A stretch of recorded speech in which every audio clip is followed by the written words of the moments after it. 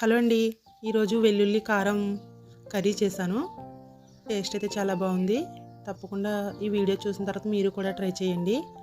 ఒక స్పూను సోంపు జీలకర్ర కలిపి వేసుకున్నాను. అలాగే 2 స్పూన్లు ధనియాలు, ఒక 5-6 ఎండుమిర్చి కలిపి పౌడర్లా చేశాను. ఒక గుప్పుడు వెల్లుల్లి పొట్టు తీసి అవి కూడా వేసి పేస్ట్లా చేశాను. వాటర్ ఏమీ వేయలేదు, వెల్లుల్లి తడికే అది పేస్ట్లా అయిపోయింది. ఒక 4 చిన్న సైజు ఉల్లిపాయలు తీసుకుని చిన్న ముక్కలుగా కట్ చేసుకుని అవి కూడా ఇందులో వేసి గ్రైండ్ చేశాను. ఉల్లిపాయలు వేసిన తర్వాత అంత మెత్తని పేస్ట్ లాగా ఏమీ అవసరం లేదు, కొద్దిగా బరకగా ఉంటే సరిపోతుంది. చూడండి, ఇలా చేసుకుంటే సరిపోతుంది. ఉల్లిపాయలో వాటర్ కూడా దీనికి సరిపోతుంది, మనం వాటర్ వేయాల్సిన అవసరం ఏం లేదు. ప్యాన్ హీట్ అయిన తర్వాత కొద్దిగా ఆయిల్ వేసి, ఆయిల్ కొంచెం ఎక్కువే పడుతుందండి. ఆయిల్ హీట్ అయిన తర్వాత ఈ వెల్లుల్లి కారం ముద్దను ఇందులో వేసి వేయించుకోవాలి.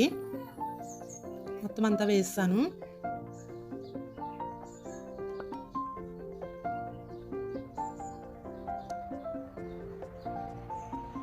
ఈ కారం ముద్దను ఎంత బాగా వేయించుకుంటే టేస్ట్ అంత బాగుంటుంది.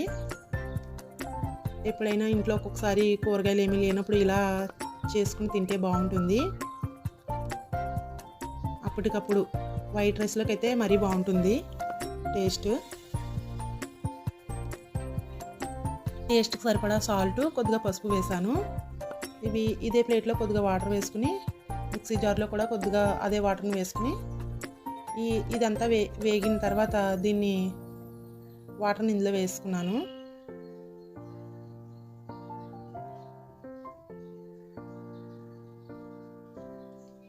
ఆయిల్ తేలేంత వరకు వేయించుకుంటే సరిపోతుంది.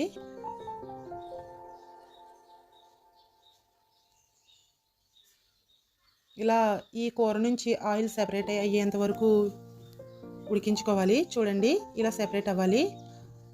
గుమగుమలు ఎంత బాగా వస్తున్నాయంటే చూస్తేనే తెలుస్తుంది కదా.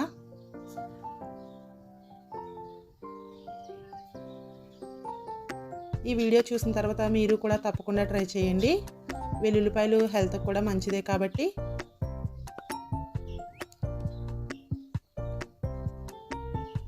అంతేండి, కర్రీ రెడీ అయిపోయింది.